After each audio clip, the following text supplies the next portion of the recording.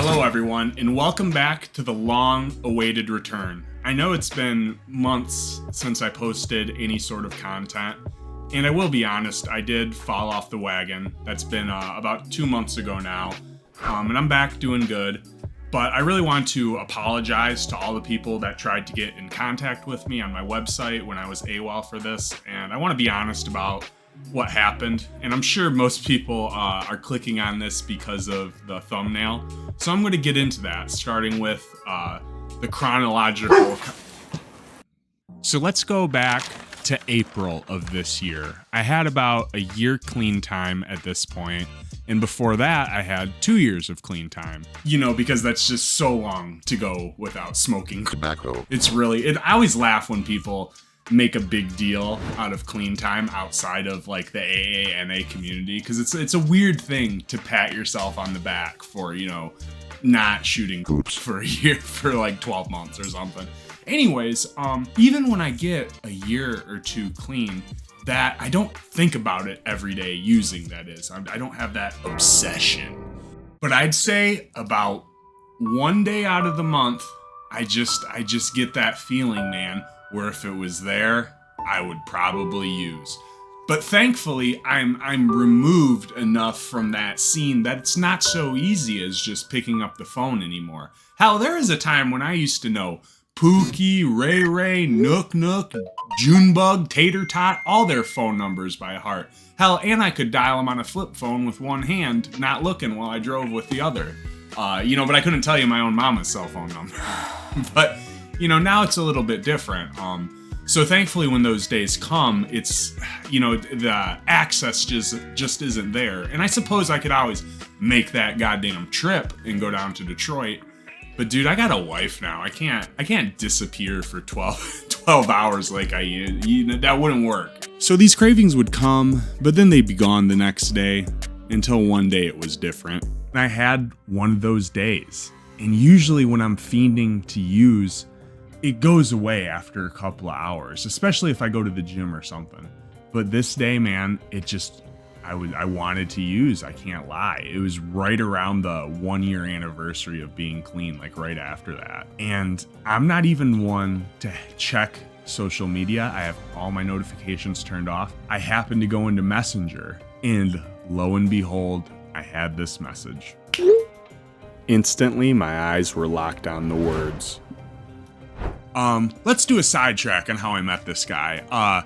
So I was in a parole violator camp, which is it's like a diet jail, jail light. You can wear your real clothes, but you can't really leave. You can smoke cigarettes.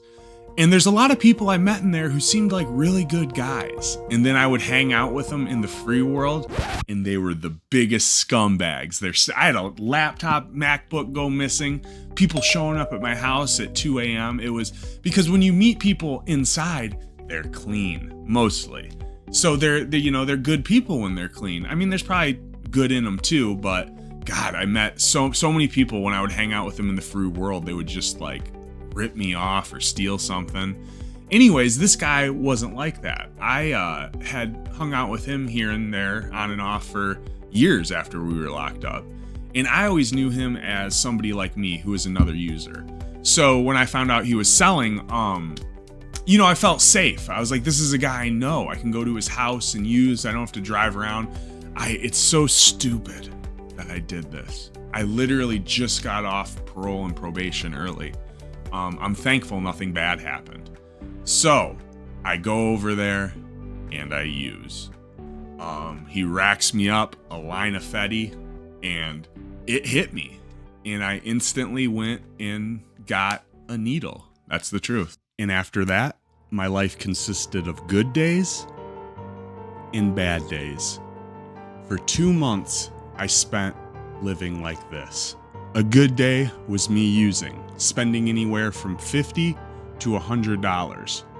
I used maybe 3 days out of the week, about every other day. A bad day was a day when I didn't use, and I didn't do much of anything else either. I spent something like $3 or $4 grand probably over 2 months.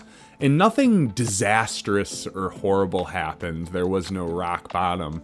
But that's almost the scary part, because time and money just slip by like that. It's like hypnotic, like watching a movie of your life. And I don't mean that as like some sort of cop-out. I'm just saying it's peculiar how it just, you feel powerless. Or maybe it's not even that, because you make that decision to use every day. It's just crazy that, 23 hours out of the day, I would hate myself for what I'm doing. But it just takes that one moment of weakness, and then you're hit for the day. I already have something. So after like 2 months of being a shitty husband and not walking my dogs, I really wanted to quit. Like, obviously, like every day I'd be like, oh, this is the last time. But I actually like really put my mind to it. So I get like 4 or 5 days clean, and then I screw up and I end up getting a gram. And like my wife didn't give me a hard time about it. Which made me feel that much more shameful. So I was really primed to do right. And I think I got like 2 more days clean. And God, I was like really determined. And it was just one of those, like I said, the moment of weakness of texting the dealer. And I immediately regretted it, just because I didn't want to spend the money. I didn't want to reset the sickness. I didn't want to have my family pissed off at me. I wanted to get over this. I just like immediately regretted it. I remember I had phrased the text in a way where it was like, hey, could you come over and bring, it wasn't like, come and do this. I wish I would have just right away aborted, been like, hey, never mind. But I thought for a second, and I just waited, and I end up looking at my phone, and he's like on his way out. And I start like panicking, I have like this premonition of doom that I'm really just this feeling I'm really screwing up. I ended up like, I'm not gonna lie, it's not like a bullshit excuse. I was like, hey, my landlord just showed up. It would be a really, bad time to come out here. I said something about that, which, to be honest, man, like, I was having this dude come out to my neighborhood and like running and popping in his car. I'm surprised that nobody said anything. That was probably coming down the pipeline if this hadn't happened. So anyways, I made some excuse that was like, hey, do not come over here. I'm implying, obviously, like, oh, there's an authority figure here or something, was kind of the implication. And I felt shitty. I know this is a shitty thing to do to somebody, even to a dealer. And I figured like the next day or whatever, I'll just like cash app him $10. Cause here's the other thing. And this is I'm an avoidant ass person. I turned off my phone after this. So I figured like the next day I would just like cash app $10 for the trouble. Keep in mind, this was not like some great distance travel that he had to turn around on. So the next day, man, I turn on my phone at like maybe like noon, and I wake up to just like you ever turn your phone on and that don't stop vibrating for like 5 minutes? Dude, just a torrent of messages on every platform from different numbers, and like I was just like, oh my God. And it was all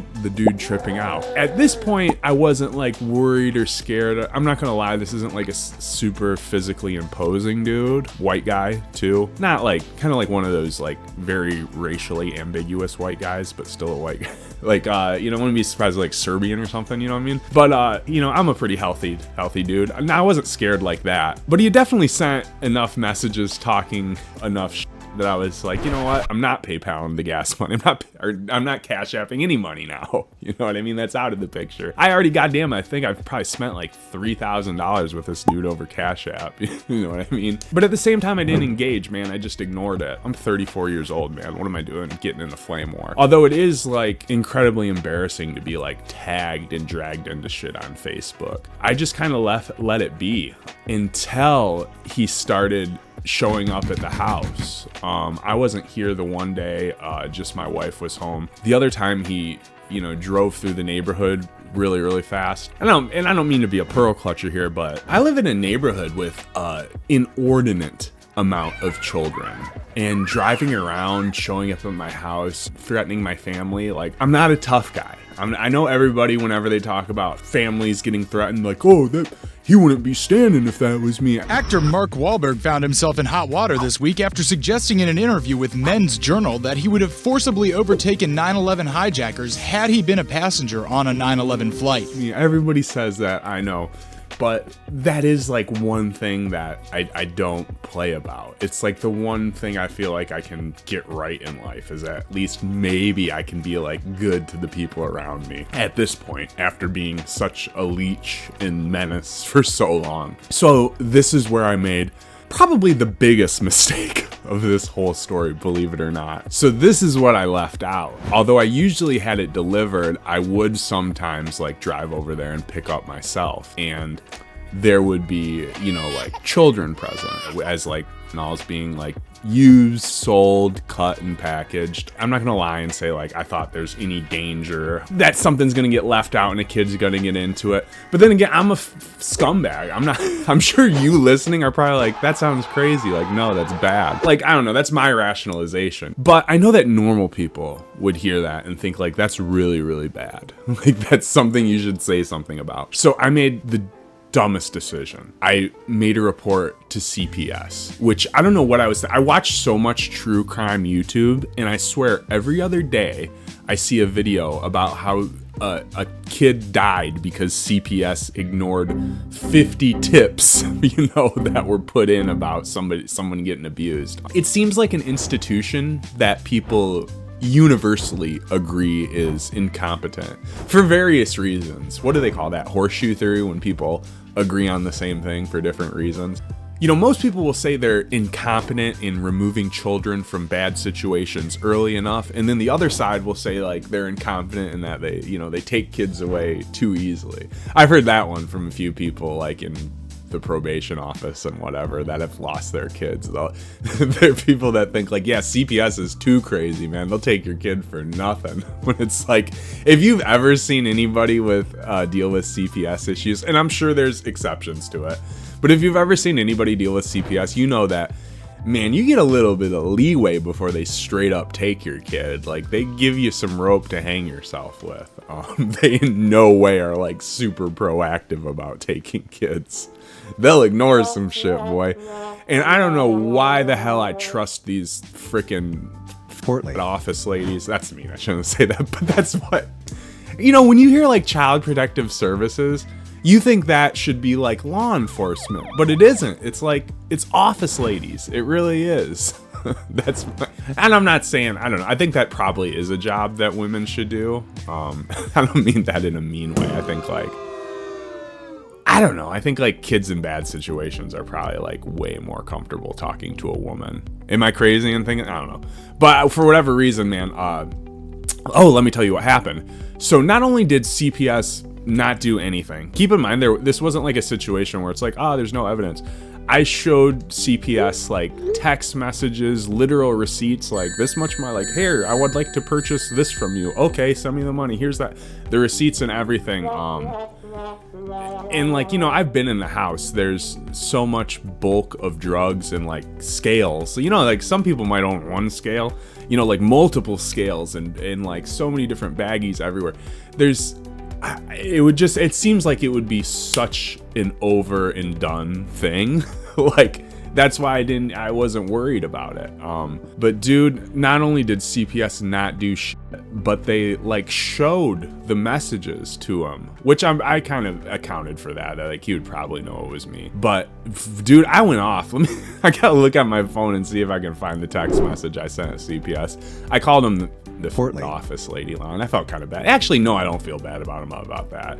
CPS deserves all the grief they get. And you know, I've managed not to use since then. That's been about 3 months now. And I know I kind of tell these stories in like a humorous way and make content, but if I were to be very honest, I like to laugh at it because it's so utterly shameful and repulsive to me that at 34 years old, I still am struggling with this. But I know when I fuck with that stuff, I know that everything is just hanging from a thread. I don't care what kind of money there is in the bank account. You could crash a car, you could hit somebody. Lord knows I've had so many criminal problems that money does not buy your way out of. Man, I remember the first time I got in trouble, my family spent $50,000 on a lawyer, and I still went to jail for 6 months. People think when you do that, like, you just get it like oh no, the lawyer like goes and has a game of golf with like the judge and then like all of a sudden dismissed. Hell no, man. Those lawyers will just take your money and like for nothing. And I see that dude on commercials and billboards now, and I always wonder, like, man, did he just like rip off my family? I really definitely didn't get any special. I didn't get no $50,000 plea deal off that. You want to know funny? This last story, I remember when that lawyer, I'll say his name, Michael Manley. If you're from mid-Michigan, you would have heard of him or seen his commercials. When he was doing the pitch to like my family about, you know, how good of a lawyer he was, he's talking about the county where we're from, Tuscola County. It's a very rural county, mostly white. And he goes, tried to case out in Tuscola County. Black man accused of a white woman. Not guilty. He's like bragging. I'm like, was he actually innocent? Like, cause I did this shit. So you're telling me that you got like a guilty guy off? Like, I don't know. It was just funny. That was his way to express his prowess. Got a conviction overturned. Anyways, please check out my website, www.straightfelon.com. I'm working on it again. I'm going through my messages. I have freaking 129. 129 messages to do. Keep in mind, I spend on average, I'd say 10 minutes per each video message. It's an unbelievable amount of work.